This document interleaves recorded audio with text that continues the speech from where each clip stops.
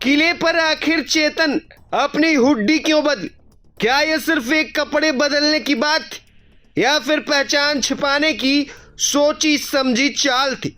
और अगर ऐसा था तो क्या पुलिस की पूछताछ के जवाब भी पहले से तैयार कर लिए गए थे? केतन अग्रवाल मर्डर केस में अब सामने आए नए दावों ने जांच को एक बार फिर नए मोड़ पर ला खड़ा किया है। केतन अग्रवाल मर्डर केस में अब सामने आए नए दावों ने जांच को एक बार फिर नए मोड़ पर लाकर खड़ा कर दिया है।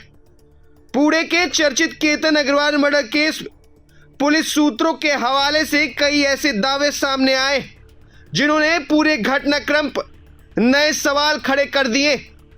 जांच करने वालों का दावा है कि मुख्य आरोपी चेतन चौधरी कथित वारदात के दौरान अपनी पहचान छिपाने के लिए लोहागढ़ किले पर ही अपना हुलिया बदलता है।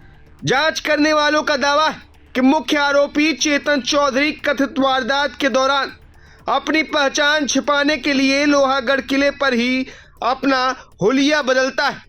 जांच के मुताबिक जब चेतन किले की ओर जा रहा था तब उसने हुड्डी पहन रखी थी और अपना चेहरा ढका हुआ था, लेकिन जैसे ही वह सिया गोयल और केतन अग्रवाल के पीछे पीछे किले की तरफ बढ़ा, उसने हुडी उतार कर बैग में रख दी।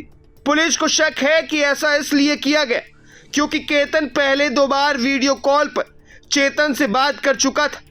यानी अगर उस वक्त चेहरा सामने आ जाता तो केतन उसे पहचान सकता था। पुलिस सूत्रों का दावा है कि कथित वारदात के बाद चेतन ने दोबारा वही हुड्डी पहन ली थी, अपना पुराना हुलिया अपना लिया और किले से ऐसे नीचे उतर आया जैसे कुछ हुआ ही ना हो। इतना ही नहीं, रास्ते में लोगों से सामान्य बातचीत भी की और घर लौटने से पहले चाय पीने के लिए भी रुका ताकि किसी को उस पर शक न हो। लेकिन कहानी यही खत्म नहीं होती। जांच में एक और बड़ा दावा सामने आया है। पुलिस सूत्रों के मुताबिक चेतन और सिया को पहले से अंदाजा था कि पुलिस उनसे क्या क्या पूछ सकती। इसी वजह से दोनों ने कथित तौर पर पहले ही संभावित सवालों के जवाब तैयार कर लिए थे। इतना ही नहीं, पुलिस का दावा है कि इन दोनों ने इंटरनेट पर यह भी सर्च किया है कि ऐसे मामलों में जांच कैसे होती, पुलिस कौन कौन से सवाल पूछती और ऐसे अपराध में क्या सजा हो सकती। यही नहीं, घटना के बाद दोनों लगातार व्हाट्सएप पर संपर्क में रहे।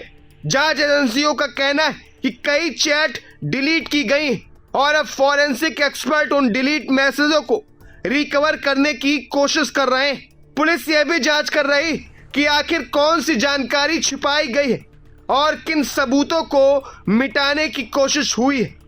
हालांकि यह ध्यान रखना जरूरी है कि ये सभी दावे फिलहाल पुलिस सूत्रों और जांच के आधार पर सामने आए। मामले की जांच अभी जारी और अंतिम सच अदालत में पेश होने वाले सबूतों और न्यायिक प्रक्रिया के बाद ही तय होगा। लेकिन फिलहाल सबसे बड़ा सवाल यही, अगर सब कुछ अचानक हुआ था तो फिर किले पर हुडी बदलने की जरूरत क्यों पड़ी? और अगर पूछताछ के जवाब पहले से तैयार थे तो क्या यह सिर्फ संयोग था या फिर पूरी कहानी पहले से लिखी जा चुकी थी? इन सवालों के जवाब अब पुलिस की जांच और अदालत की सुनवाई से ही सामने आएंगे। प्रभात